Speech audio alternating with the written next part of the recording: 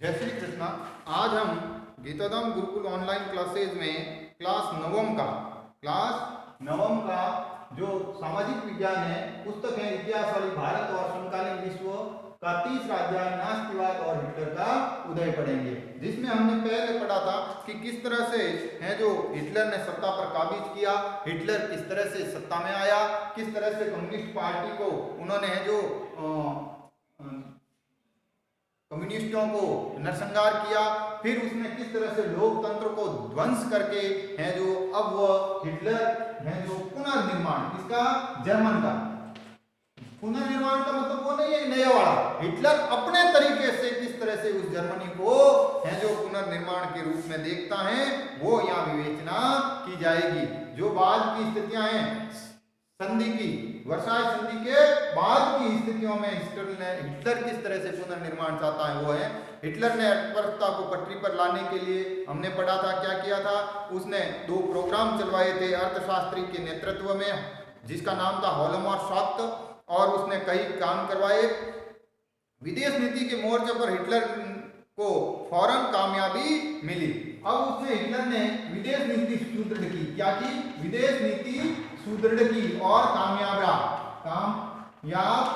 वो विदेश नीति के स्तर पर कामयाब भी रहा था। 1933 में उसने लीग ऑफ नेशन से पल्ला झाड़ लिया। 1933 में उसने लीग ऑफ नेशन, ये क्या है लीग ऑफ नेशन, ये संयुक्त राष्ट्र संघ यूनाइटेड स्टेट का यूएनओ का है जो पुराना नाम है जो बाद में भंग हो गया और उसकी जगह 45 में यूएनओ बना, यूनाइटेड नेशन ऑर्गेनाइजेशन बना। तो ये सेकेंड वर्ल्ड वॉर के बाद यूनाइटेड नेशन की जगह एक ऑप्शन था लीग ऑफ नेशन, उससे पल्ला झाड़ लिया। अब वो उसके किसी भी शर्तों में शामिल नहीं था। 1936 में राइनलैंड पर दोबारा कब्जा किया और 1936 में राइनलैंड पर उसने कब्जा किया। क्या कब्जा किया, राइनलैंड पर कब्जा कर लिया और एक साम्राज्य एक नेता की आड़ में 1938 में ऑस्ट्रेलिया को जर्मनी में मिला दिया। 1938 में ऑस्ट्रिया पर कब्जा कर लिया। किसकी आड़ में, एक जन अर्थात एक ही लोग, एक साम्राज्य और एक नेता, इस तीनों के बहकावे में कि हम सब एक हैं, एक साम्राज्य होना चाहिए, इस नीति के तहत उसने उस पर कब्जा। बाद में उसने चेकोस्लोवाकिया के कब्जे वाले जर्मन भाषी सुडेटलैंड प्रांत पर कब्जा कर लिया। फिर उसने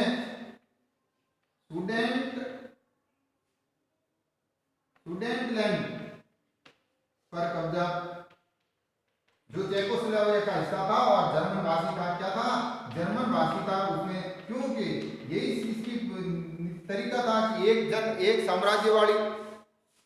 फिर उसने चेकोस्लोवाकिया को भी हड़प लिया। क्या कर लिया, चेकोस्लोवाकिया उसको भी अपने कब्जे में या अधीन में ले लिया। इस दौरान उसने इंग्लैंड का भी खामोश समर्थन मिल रहा था और इन सब चीजों से इंग्लैंड भी उसका समर्थक था। क्या था, समर्थक था, मौन समर्थक था। कैसा था, मौन समर्थक था। क्या था, मौन समर्थक है जो उसका रह चुका था। वर्साई की संधि के साथ जो उसके साथ नाइंसाफी हुई और घरेलू और विदेशी मोर्चे पर जल्दी जल्दी मिली इन कामयाबों से ऐसा लगा कि अब नियति पलटने वाली है। अब उसको 2 जगह थी, एक तो विदेशी और दूसरी घरेलू नीतियों पर उसकी कामयाब थी। क्या थी, कामयाब होने लगी या उसको सफलता मिलने लगी, जिससे लग रहा था कि अब जर्मन के जो दिन पलटने वाले हैं, जर्मन धीरे धीरे हैं जो आगे बढ़ने वाला है। लेकिन हिटलर यहीं नहीं रुका। साक्ट ने हिटलर को सलाह दी कि सेना और हथियारों पर ज्यादा पैसा खर्च न किया जाए, क्योंकि सरकारी बजट अभी भी घाटे में ही चल रहा है। जो शाक्त था, कौन था शाक्त? शाक्त कौन था? शाक्त के बारे में हमने क्या पढ़ा? ये है उसका है जो अर्थशास्त्री था, आर्थिक सलाहकार था। उसने सलाह दी कि सेना और हथियार,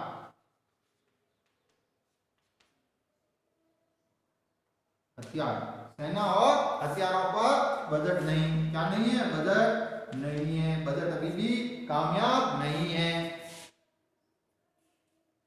लेकिन नास्ती जर्मन में एहतियात पसंद लोगों के लिए कोई जगह नहीं थी।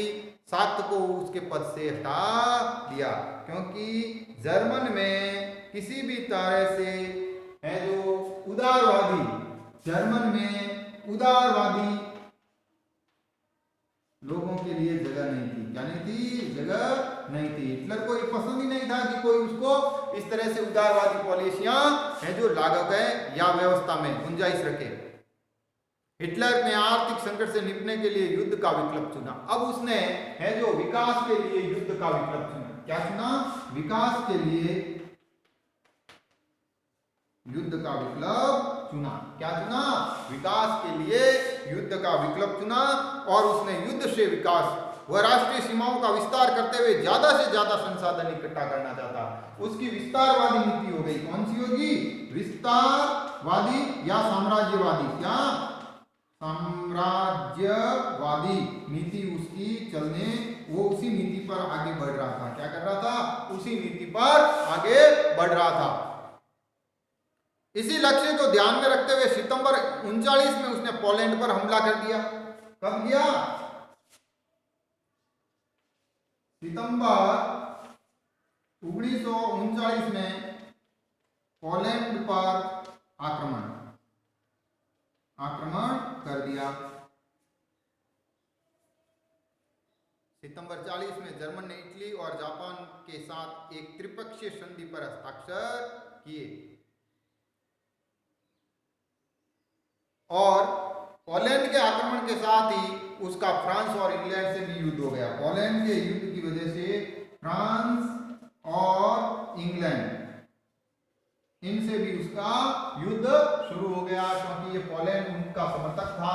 धीरे धीरे युद्ध जैसी स्थितियां भयानक होती गई और है जो हिटलर के लिए ये स्थितियां, और फिर उसने इन तीनों युद्धों की वजह से 1940 में जर्मन इटली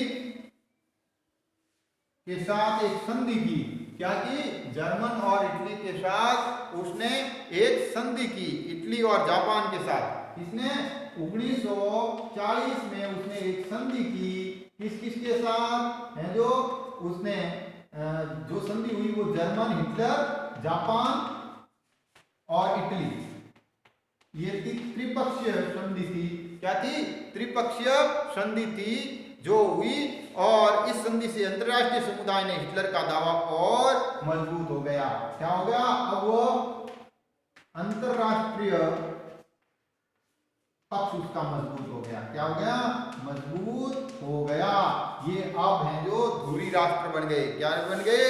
धुरी राष्ट्र बन गए।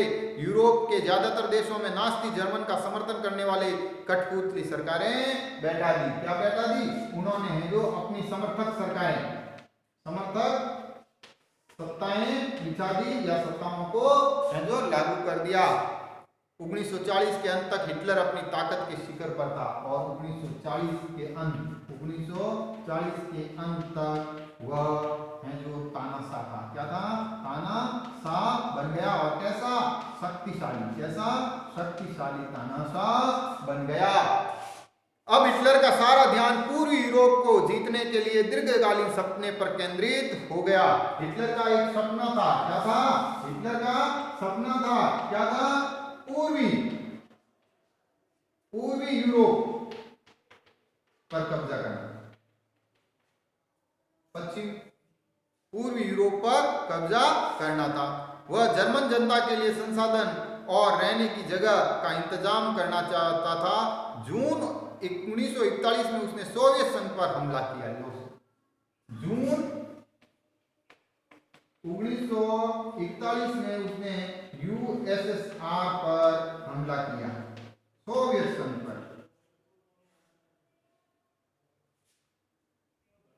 ये उसकी एक बेवकूफी थी। क्या थी?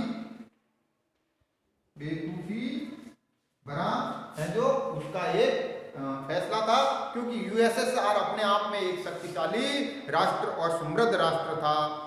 इस आक्रमण से जर्मनी पश्चिमी मोर्चे पर ब्रिटिश वायु सैनिकों की बमबारी की चपेट में आ गया, जबकि पूर्वी मोर्चे पर सोवियत सेनाएं जर्मन के नाके चबा रही थी। सोवियत लाल सेना ने स्टालिनग्राद में जर्मन सेना के घुटने टेकने पर मजबूर कर दिया। सोवियत लाल सैनिकों ने पीछे हटते जर्मन सैनिकों का आखिर तक पीछा किया और अंत में वे बर्लिन के बीचों बीच जा पहुंचे। इस घटनाक्रम ने अगली आधी सदी के लिए समूचे पूर्वी यूरोप पर सोवियत संघ का वर्चस्व हो गया। अब हुआ क्या था कि उसने यूएसएस पर आक्रमण किया। यूएसएस पर आक्रमण के लिए उसको दो तरह से है जो मोर्चा संभालना पड़ा। उस पहला है जो जर्मन का आक्रमण से इनके पश्चिमी सेना मोर्चे पर, कहां पर?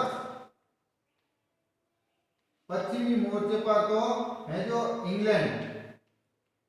इंग्लैंड और पूर्वी मोर्चे पर यूएसएसआर ने दोनों तरफ से जर्मन को हमला किया और जर्मन के बीचों बीच है जो बर्लिन के बीचों बीच वो लोग जा पहुंचे और आधी बर्लिन पर हमेशा 50 सालों तक के लिए है जो बर्लिन की दीवार जो बीच में खड़ी की, बर्लिन का विभाजन भी हुआ था, बाद में देखोगे। और है जो आधे है जो यूएसएसआर का उस पर है जो रिकॉर्ड हो गया था। अमेरिका इस युद्ध में फंसने से लगातार बचता रहा। अमेरिका पहले विश्व युद्ध की वजह से पैदा हुई आर्थिक समस्याओं को दोबारा झेलना नहीं चाहता था, लेकिन वह लंबे समय तक युद्ध से दूर भी नहीं रह सकता था। पूर्व में जापान की ताकत फैलती जा रही थी, इससे फ्रेंच इंडो चाइना पर कब्जा कर लिया और प्रशांत महासागर में अमेरिकी नौसैनिक ठिकानों पर और पर्ल हार्बर पर अमेरिकी ठिकानों को बमबारी का निशाना बनाया गया। अब क्या हुआ? अमेरिका हमेशा इस चीज से बच रहा था। कौन बच रहा था? अमेरिका बचने के चक्कर में था। क्या था? लेकिन वो लगातार बाद में बचा नहीं था। क्या नहीं था? बचा नहीं था। एक संधि हुई थी, इंडो जो संधि हुई थी, उस संधि का नाम था, तीन तरफ से वो फ्रेंच इंडो चाइना। कौन सी थी? French Indo China. ये गठबंधन से वो गिर रहा था और इस वजह से उसके पर्ल हार्बर तक है जो ठिकानों पर बमबारी हुई और अमेरिका को निशाना बनाया गया। तब अमेरिका भी दूसरे विश्व युद्ध में कूद गया। यह युद्ध मई 1945 में है जो हिटलर की पराजय और जापान में के हिरोशिमा पर अमेरिकी परमाणु बम गिरने के साथ हुआ। और फिर जब अमेरिका शामिल हुआ तो अमेरिका ने 1945 में सेकेंड वर्ल्ड वॉर के एंड तक है जो हिरोशिमा पर जो परमाणु बम का आक्रमण, अमेरिकी परमाणु बम का आक्रमण हुआ। उस आक्रमण के साथ ही यह है जो खात्मा हुआ। दूसरे विश्व युद्ध के इस संक्षिप्त ब्यौरे के बाद हम एक बार फिर हेलमुट और उसके पिता की कहानी पर वापस लौटते हैं। ये इस युद्ध के दौरान नास्ती जुल्मों की कहानी भी बढ़ती है। तो सेकेंड वर्ल्ड वॉर का घटनाक्रम तो हम अलग से पढ़ेंगे, लेकिन जो जर्मन में इस युद्ध के दौरान क्या क्या घटनाक्रम हुए उस पर हम है जो पुनः विवेचना करेंगे कि नास्तियों का विश्व दृष्टिकोण क्या था। अगले अध्याय में हम इसके बारे में पूर्ण रूप से विवेचना करेंगे, किस तरह से उन्होंने है जो एक प्रजाति विशेष पर आक्रमण किया, प्रजाति विशेष नस्ल को खत्म करने के लिए किस तरह से उन्होंने ज्यादता की, किस तरह से उनके राहत कैंप चलाए, क्या क्या उनके हैं जो विकल्प रहे, किस तरह से उन्होंने है जो लोगों पर दबाव डाला। ये चीजें हम अगले अध्याय में पढ़ेंगे। जिस तरह से हिटलर का कल्पना लोक था उसके बारे में भी अध्ययन करेंगे। धन्यवाद।